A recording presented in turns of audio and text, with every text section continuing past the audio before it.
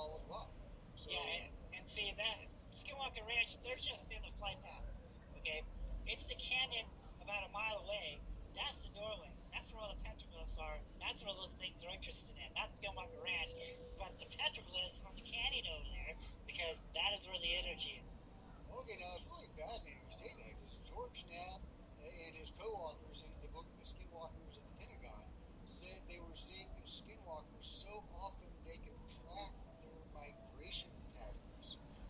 He didn't expand on that at all. Didn't expound on that at all.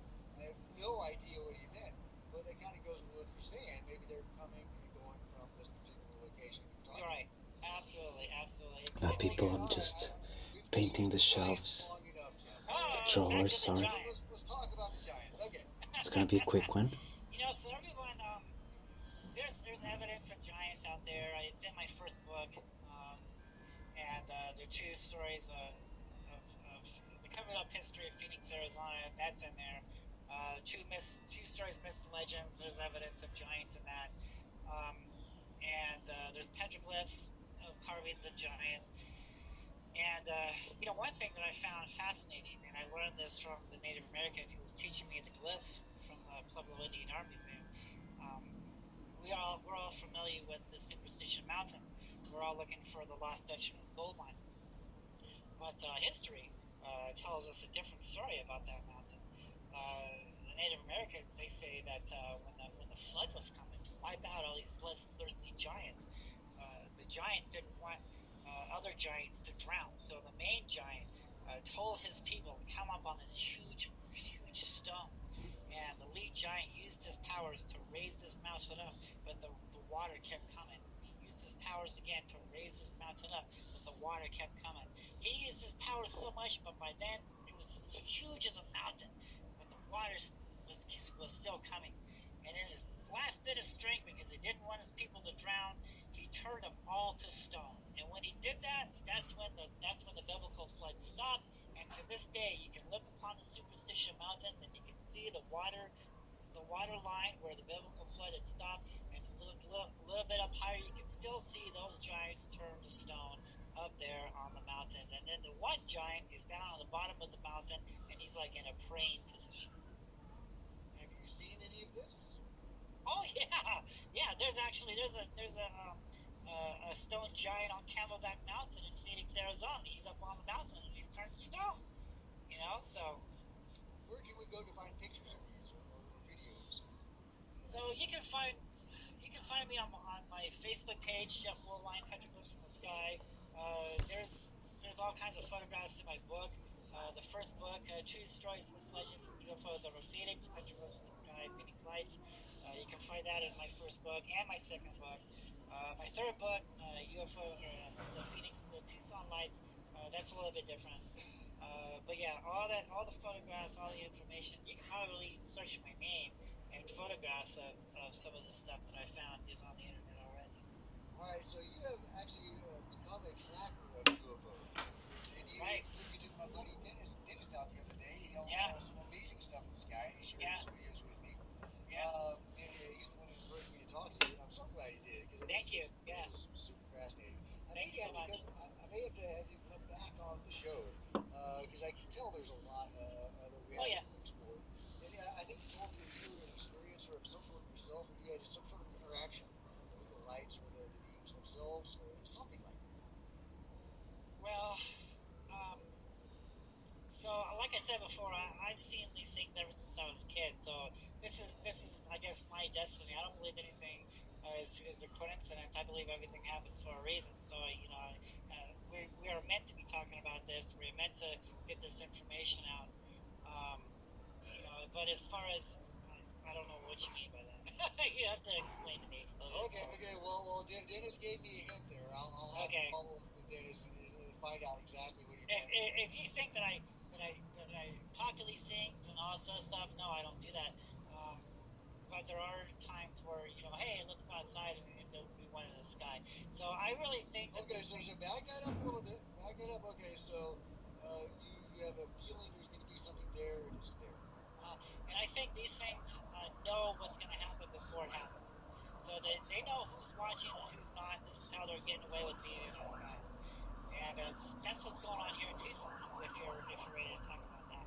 Yeah, so you moved from Phoenix to Tucson at some point. Can you talk about that? It still needs another coating, Right. guys. So, after we was in Phoenix investigating South Mountain, just Phoenix has gotten so crazy. There's so many people there, so it was just time to leave. So we went to Tucson, and just trying to get away from the crime and the hustle and bustle and all the traffic. And Tucson seemed to be, the area. And so we've been here about 4 or 5 years now.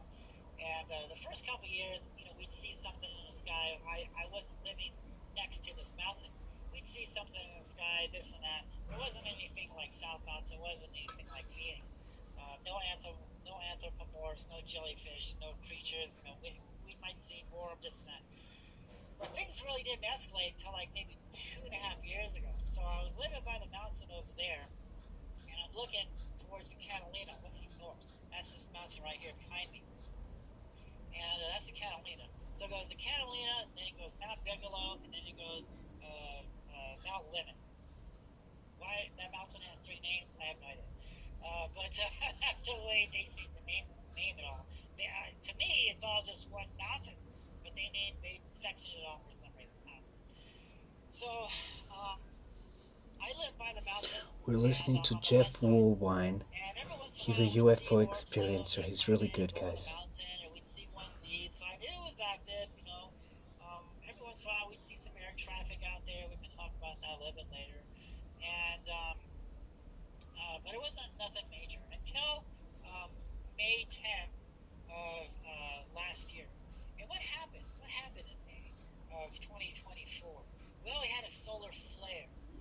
And this is when science comes into play. See, some of these other ufologists, they're not talking about the science of it all. We are going to talk about this today. Like I said, we are 20 years ahead of ufologists here. So buckle up, let's get ready. So what happened in May?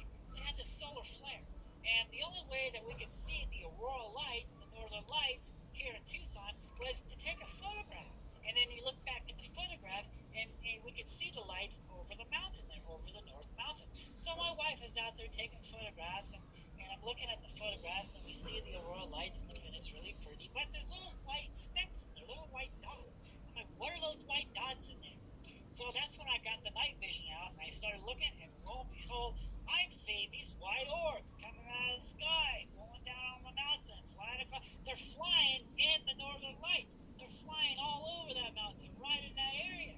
And I'm like, holy cow, I must have filmed about 150 of them that night. It was just crazy. All these white orbs flying in that pattern there. Well, I was in the process of moving, all right? And so I couldn't sit there and watch the next night because I had to pack up all my equipment and move. And lo and behold, like, again, I don't believe anything is coincidence. I believe everything happens for a reason. So now I'm sitting over here. I'm in the middle of this mountain now. I can see all of the mountain, and now I can see in the east of the mountain called the Recon Mountains. I can see both these mountains now. I'm not thinking that those lights are still here because we only had that pattern in 2004 when those Phoenix lights was hanging over the power plant. That's when I was seeing them almost every night. But I wasn't expecting to see them here, until lo and behold, we're sitting out on our balcony, we're looking on the mountain, and I see this white bright of light. I'm like, no way, but they moved because now they're like in the middle of the mountain now. So within like a 2-month period, they went from the west side of the mountain. Now they're in the middle of the mountain. And when I brought up the night vision, boom, there they are. They're right in front of us again. And now I'm closer to the mountain. And it was crazy. And so the next night, I'm like, there's no way they're going to be back. They weren't.